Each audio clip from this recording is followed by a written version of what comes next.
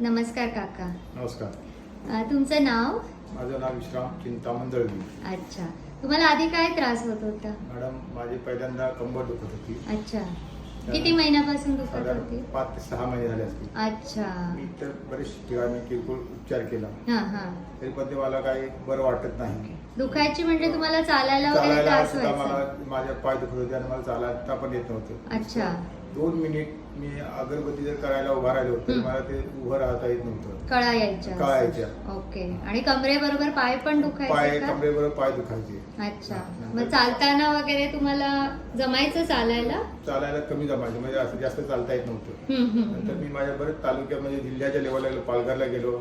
चांगल्या डॉक्टरकडचं उपचार घेतला म्हणजे 8 दिवसांनी साधारण तुम्हाला फरक पडेल. अच्छा. पुन्हा त्या 8 दिवस गोळ्या खाल्यानंतर परत पुन्हा पालघरला गेलो. ते परत 8 दिवस झाले तरी सुद्धा मला काय त्याचा एवढा म्हणजे फरक असा मला आला नाही. अच्छा. त्यानंतर माझ्या बोईसरला सुद्धा आम्ही गेलो. 6 महिने तुम्ही औषधं हो घेतच हो होता? असे घेतच होतो. बाकी ओके. आपले साधे म्हणजे डॉक्टर एक होते हम्म. त्यांच्याकडे साधारण महिना पाऊण महिना गोळ्या घेतल्या. अच्छा. काका बरं होईल पण तिथे पण मला काय बरं फरक वाटत नाही नाही. पडला. ओके. शेवटी मग ह्या माझ्या मुली मला इकडे बोलवून घेतलं. ओके. हा आणि नंतर मग मग आयुर्वेदिक औषधं तुम्ही चालू या केली. पप्पानं या तुम्ही इकडे या आपण इकडे ओके. काहीतरी बघूया. मग शेवटी मी मला इकडे बोलवलं. ओके. फर्स्ट टाइम तुमच्याकडेच हा हा.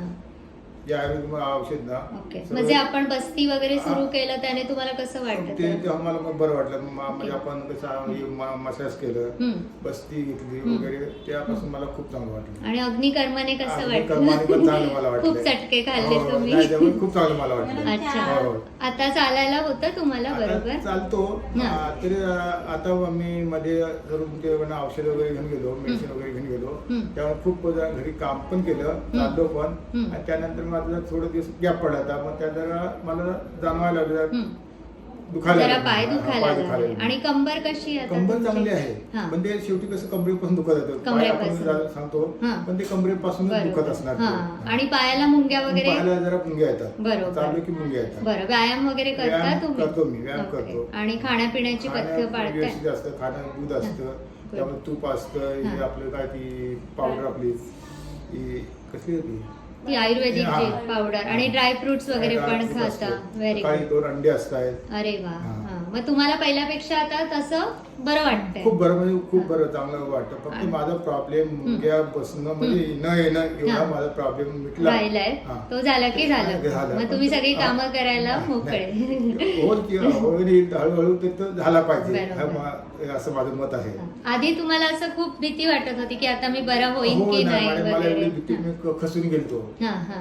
मी मग आता तुम्हाला विश्वास वाटतोय ना की मी पूर्ण बरा होईन हळूहळू? असेच गेले बरा होईल की नाही होईल. हा. नंतर मला ते बरं वाटायला लागलं. नंतर मला तो विश्वास पडला आणि चांगलं आलं. अच्छा. मी जर इकडे आलो नसतो तर माझं काय खरं पण नव्हतं. अच्छा. एवढ्यापर्यंत मी खसून गेलतो. अरे बर.